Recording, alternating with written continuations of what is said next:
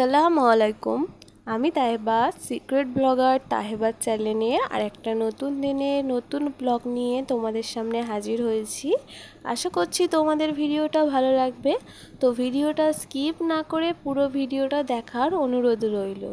তো সকালবেলা বিভিন্ন রকমের টুকিটাকি কাজ করে এখন চলে এসেছি রান্না করতে। তো রান্না যেহেতু কাঠের জালে করব, তাই আগে কাঠের জালের উনুনটাও ভালোভাবে ধরিয়ে নিচ্ছি। আর আমাদের এখানে না এরকম প্লাস্টিক দিয়ে কিন্তু উনুন ধরানো হয়। একটু দেরি হয়, কিন্তু উনুনটা ভালোভাবে ধরে গেলে না কিন্তু রান্নাও কিন্তু খুব তাড়াতাড়ি হয়ে যায়। আর আমরা যেহেতু গ্রামে থাকি, গ্রামে কিন্তু অনেক মানুষ দিনের বেলায় এরকম কাঠের জালে রান্না করে, আর রাত্রিবেলাটুকুটা হয়তো গ্যাসেও করে। আবার কেউ কেউ যদি একবারে রান্না করে নেয়, তারা কিন্তু এরকম কাঠের জালেই কিন্তু রান্না করে। আর আমাদের থেকেও কিন্তু অনেক প্রত্যন্ত গ্রাম আছে, তারা কিন্তু আরও তাদের যেখানে ওখানে গ্যাস পাওয়াটা অসম্ভব ব্যাপার, তারাও কিন্তু এরকম কাঠের জালে রান্না করে আমি দেখেছি। তো আমাদের এখানে যেহেতু গ্যাসটাও পাওয়া যায়, আমরা কিন্তু শখের বশেই বলতে পারো এরকম কাঠে রান্না করি। আর কিছুটা বলতে পারো আমরা সেভিং করার জন্য গ্যাসটা সেভিং করার জন্য এরকম কাঠের জালে রান্না করি। আবার আমরা অনেক সময় শুধু ভাতটা এই কাঠের জালে করে নিই, তরকারিটা গ্যাসে করে নিই, কারণ বলে নাকি ভাতটা করার সময় প্রচণ্ড পরিমাণে গ্যাস ফুরায়। তো তার জন্য বেশিরভাগ সময় আবার কি করে শুধু ভাতটা করে নিই, বাকিটা তরকারি গ্যাসেই করে নিই। তো যেমন আজকে ভাতটাই শুধু করব, বাকি তরকারি কিন্তু সমস্ত কিছু গ্যাসের মধ্যেই করে নেব। তো তো ভাতের জলটা গরম হয়ে গেছে, এখন চালটাও ভালো করে ধুয়ে দিয়ে দেব। আর তোমরা এই চাল ধোয়া জল কি করো আমাকে কিন্তু জানিও। আমি কিন্তু গাছে, আমাদের ওই ছাদে গাছ আছে, ওখানে দিয়ে দিই। কিন্তু এখন যা বৃষ্টি পড়ছে আর জল আর দিতে হচ্ছে না, তো এখন কিন্তু এগুলো ফেলেই দিই। আর কাদের বাড়ি এখনও পর্যন্ত কাঠের উনুনে রান্না হয় আমাকে কিন্তু কমেন্ট করে জানাও। আর এই যে এই ফুলটা দেখতে পাচ্ছ, এটা না আমার মা স্কুল থেকে নিয়ে এসে এই টবটাতে বসিয়েছিল। তো যখন গাছটা বসিয়েছিল তখন কিন্তু জানতাম না যে এর মধ্যে এত সুন্দর ফুল হবে। আর এই ফুলটা দেখার পর মনে হচ্ছে যেন গাছটাকে আমি কোথায় দেখেছি। সত্যি তারপরে আমার মনে পড়লো, আমি যে এক জায়গায় বেড়াতে গিয়েছিলাম, সেখানে এরকম নদীর পাড়ে চড়াতে এরকম গাছ হয়ে এত ফুল ফুটেছিল। তো আমি ভিডিও করে নিয়ে এসেছিলাম, তো সেই ভিডিওগুলো হয়তো ডিলিট হয়ে গেছে। তো এখন দেখে মনে পড়ছে যে এই ফুলগুলোই সেখানে আমি দেখেছিলাম। আর সত্যি কথা বলতে ফুলটা এত ভালো লাগছিল, তো যার জন্য আমি একটা ছবি তুলে না ওয়ালপেপারে সেট করে রেখেছি। তোমাদের যদি দেখাতে পারতাম তাহলে কতই না ভালো হতো। তারপরে দেখো, ভাত বসিয়ে দিয়ে আমি এখানে সবজিগুলো কাটতে বসে পড়েছি। আর আজকে মা নিয়েছে এই এত বড় বড় কচু। তো আমার তো সেরকম কচু খেতে ভালো লাগে না।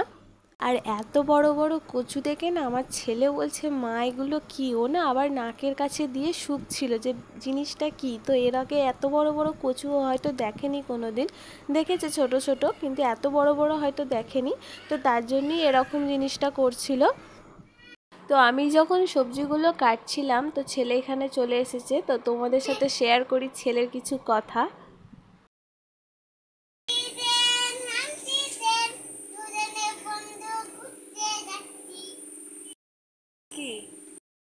এদিকে আমার ছেলের গান করা কমপ্লিট হয়ে গেছে, আর আমার এদিকে সবজিগুলোও সব কাটা হয়ে গেছে। আর মাছটাও ভালো করে বেছে দিয়েছি মাকে, মা একটু নুন হলুদ মাখিয়ে দিয়েছে। আর এদিকে তরকারিটাও আমি বসিয়ে দিয়েছি। তো আজকে করব কচু দিয়ে মাছের ঝোল। আর বাকি কি করব জানি না, এখনও পর্যন্ত ঠিক হয়নি। তো এইটা বসিয়ে দিয়েই চলে যাব ছেলেকে স্কুলে দিতে। তো ছেলেকেও স্নান টান করাবো এখন, দিয়ে এখন রেডি করে দিচ্ছি। তো ছেলেকে স্কুলে দিয়ে আবারও বাড়ি চলে এসেছি। বাড়িতে এসে আগে নিচের ঘরটা গুছিয়ে নিচ্ছি, কারণ একবারে উঠবো ওপর ঘরটায়, দুটো ঘর একবারে গুছিয়ে নামবো। তাই নিচের ঘরে এসে আগে বিছানাটা ভালো করে গুছিয়ে নিয়েছি। আর যেহেতু এই ঘরে সেরকম আর আসা যাওয়া হয় না, তাই ঘরটা না খুব কম নোংরা হয়। তো বিছানাটা গুছিয়ে দিয়ে ঝাড় দিয়ে একবারে চলে গেছি ওপরের রান্নাঘরে। তো ওপরের রান্নাঘরে যেহেতু কারেন্টের কাজ হয়েছে, তো ড্রিল মেশিন দিয়ে অনেক কিছু জায়গায় ফুটো করা হয়েছে, তো যার জন্য অনেক ধুলো হয়েছে, অনেক নোংরা হয়েছে। আর আমার যেখানে একটা ভিডিও করার কর্নার করেছিলাম না, সেখানটাতে না অনেক পরিমাণে ধুলো হয়েছে, আর জিনিসপত্রগুলোতেও অনেক ধুলো পড়েছে। তো সেগুলোই আগে গিয়ে আজকে পরিষ্কার করব। তো যেই ভাবা সেই কাজ, পরিষ্কার করাও কিন্তু শুরু করে দিয়েছি। আর এর পরের ভিডিও থেকে তোমরা দেখতে পাবে যে আমার এই পাশে যে র্যাকটা আছে, এই র্যাকটাকে না আমি একটু দেয়ালের সাথে লাগিয়ে দিয়েছি, কারণ নিচে যে স্ল্যাবটা ছিল ওটার মধ্যে রেখে যেন স্ল্যাবটাও নষ্ট হচ্ছে, নোংরা হচ্ছিলো, পরিষ্কার করাটাও সম্ভব হচ্ছিল না, আর ছেলেরও উৎপাত কিন্তু বেড়েই চলেছিল। ওটার থেকে স্ল্যাবের ওপর উঠে নানা রকমের কৌটো কাউটা পেরে নিয়ে সব নোংরা করছিল, তো যার জন্য একটু উঁচুতে করে দিয়েছি। এর পরের ভিডিও থেকে তোমরা দেখবে এটা আমি করেছিলাম, অফ ক্যামেরার মধ্যেই করেছিলাম, তোমাদের সাথে আর শেয়ার করা হয়নি। আর তোমরা দেখেই বুঝতে পারছো যে এর মধ্যে কতটা ধুলো পড়েছে। আমার ভিডিও দেখতে দেখতে যদি তোমাদের কোনো পার্ট বা অংশ ভালো লেগে যায় তো প্লিজ তোমরা একটা লাইক দিয়ে দিও। তোমাদের লাইক কিন্তু আমাকে পরবর্তীকালে আরও ভিডিও বানাতে উৎসাহিত করে। আর তোমরা যারা আমার চ্যানেলে নতুন, আমার চ্যানেল এখনও পর্যন্ত সাবস্ক্রাইব করোনি, তারা কিন্তু অবশ্যই চ্যানেলটা সাবস্ক্রাইব করতে পারো আর নতুন নতুন ভালো ভালো ভিডিও দেখার জন্য। তো দেখো জায়গাটাকে পুরো পরিষ্কার করে নিয়েছি, আর এখানে যেখানকার যে জায়গার জিনিস জায়গায় রেখে দিয়েছি। কেমন লাগছে কিন্তু তোমরা কমেন্ট করে জানাও। আজকে আর একটা তোমাদের সাথে জিনিস শেয়ার করব, সেটা হচ্ছে ফ্রিজের ওপরে যে ম্যাটটা হয় সেটা। তো এটা কিন্তু আমি কোনো জায়গা থেকে কিনিনি, এটা একদম বাড়িতে বানানো। আর এটা না আমার বোন আগের বারে এসেছিলো, তো এটা বানিয়ে দিয়েছিল, কারণ ফ্রিজের ওপর একটা ওড়না ছেঁড়া ছিল, সেটাকেই লাগিয়ে রেখেছিলাম, তারপরে ও এসে এটা করে দিয়েছে। এটা একদমই যেমন দোকানে বিক্রি হয় পকেট সমেত, সেরকমই ও বানিয়ে দিয়েছে। তোমরা যদি এটার টিউটোরিয়াল ভিডিও দেখতে চাও অবশ্যই কিন্তু আমার এই ভিডিওতে কমেন্ট করো, ও যদি আসে পরের বার কিন্তু আমি একদম বানানো থেকে তোমাদের শেয়ার করব ভিডিওটা। তো তারপরে দেখো ফ্রিজটা তো আগের দিনকে পরিষ্কার করেছিলাম, তোমাদের সাথে আর শেয়ার করা হয়নি, তো আজকে একটু শেয়ার করে নিলাম। আর তোমরা যদি পারো ফ্রিজের মধ্যে যদি গন্ধ বেরোয় তাহলে তোমরা এরকম এক টুকরো লেবু কিন্তু কেটে পাতি লেবু রেখে দিতে পারো, তাহলে কিন্তু ফ্রিজ থেকে আর কোনো রকমের গন্ধ বেরোবে না। তো এটাকে আমি ধুয়ে দিয়েছিলাম, এটাকেও কিন্তু আজকে ফ্রিজের মাথার ওপর পেতে দিলাম। তো দেখতে কিন্তু অসাধারণ লাগে, আর এর কালার কম্বিনেশনটা কিন্তু খুব ভালো দিয়েছে আমার বোন। তো তারপরে স্কুলে যেতে দেরি হয়ে যাবে বলে ঘরে যা যা কাজ ছিল সেগুলোও করে নিয়েছি। থালা বাসন ধোয়া থেকে আরম্ভ করে উপরের আর একটা ঘর পরিষ্কার করা, তারপরে জামা কাপড় কাচা, সমস্ত কিন্তু করে নিয়েছিলাম। আর চলে এসেছি এখন বিকেলবেলা। বাসনগুলো ধুয়ে নিচ্ছি, আর এত জামা কাপড় কিন্তু দুপুরবেলা আমি কেচে তারপরে কিন্তু আমার ছেলেকে আনতে গিয়েছিলাম স্কুলে। এখন থালা বাসনগুলো ধুয়ে নিচ্ছি বিকেলবেলার। একটা ভিডিও করা কিন্তু মুখের কথা নয়, একটা ভিডিও করা, তাকে শ্যুট করা, তারপরে সেটাকে এডিট করা, আবার সেটার ওপর ভয়েস দেওয়া কিন্তু অনেকক্ষণের ব্যাপার থাকে। আর মানে ঘরের সমস্ত কিছু কাজ সেরে, ছেলেকে সেরে, বাড়ির টুকটাক কাজ সেরে এইসব করাগুলো না আমার কাছে অনেক খাটনির মনে হয়। আর আমি যেমন কষ্ট করি আমার মতন কিন্তু অনেক ক্রিয়েটাররা আছে কিন্তু আমার থেকে আরও বেশি কিন্তু কাজ করে, অনেক কষ্ট করে।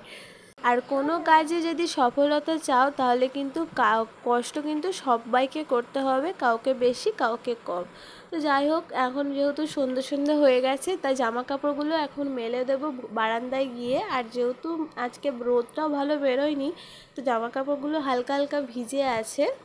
আর এই প্রতিদিনের কাচা যেন না আমার বাড়ি থেকে যেন আর যাচ্ছেই না, প্রতিদিনের এক বালতির কম আমার যেন কাচা মানে পড়েই যায়। প্রত্যেকটা দিন এক বালতি করে জামা কাপড় কাচতে হয় আমাকে। তো এখন চলে এসেছি বারান্দায়, যে ভিজে জামা কাপড়গুলো ছিল সেগুলো একটু মেলে দিতে, না হলে তো আবার গন্ধ ছেড়ে যাবে, তাই না? তো আজকে জামা কাপড়গুলো না কাচতে অনেকটাই লেট হয়ে গেছে, তো তাই জামা কাপড়গুলো কিন্তু ভালো শুকায়নি। তো কালকের মধ্যে আবার শুকিয়ে যাবে। আর এরকম বর্ষাকালে তো জামা কাপড় একদিন নয় দুদিনের বেশি লাগছে শুকাতে। আর বিকেলবেলা কিন্তু আমার সেরকম আর কাজ থাকে না, এই টুকটাক জামা কাপড়গুলো মেলে দেওয়া, কিছু জামা কাপড় গোছানো, আর এখন এই জামা কাপড়গুলো গোছাবো। তার সাথে ছেলের জন্য একটু কিছু খাবার বানাবো, আজকে একটু সুজি করে দেব। তোকে সুজিটা করে খাইয়ে দাইয়ে ওকে পড়তে পাঠিয়ে দেব, তারপরে আমিও একটু সেলাই করব, না হয় একটু ফোন ঘাঁটবো বা এডিটিংয়ের কাজ থাকে সেগুলো করব। তারপরে তো আমিও পড়াতে বসে পড়বো। তারপরে সেই রাত 9টার সময় আবার উঠিয়ে আবার একটু সেলাই করব। তো তারপরে আবার এডিটিংয়ের কাজ, রাত্রিবেলা খাওয়া দাওয়া, রান্নাবান্নাটা যেহেতু মা করে নেয় রাত্রিবেলা, সেরকম কোনো আর চাপ থাকে না। তো তারপরে কিন্তু অনেকটা রাত্রিবেলায় আমাকে ঘুমাতে হয়। আর রাত্রিবেলা আমার হাজব্যান্ড বাড়িতে থাকলে সেরকমভাবে আমার এডিটিং করা হয় না। তো যাই হোক, আমার কিন্তু এইভাবেই কাজকর্ম দিয়ে সমস্ত কিছু দিক বজায় রেখে আমি তারপরে কিন্তু আমার ইউটিউবে ভিডিও করতে পারি। তো এইভাবেই আমার সকাল থেকে রাত পর্যন্ত কাটে। আর আমার এই সারাদিনের রুটিন তোমাদের কেমন লাগলো কিন্তু জানিও কমেন্টে। তো দেখা হচ্ছে তোমাদের সাথে নেক্সট আর একটা ব্লগে। ততক্ষণ সবাই ভালো থেকো আর সবাইকে ভালো রেখো।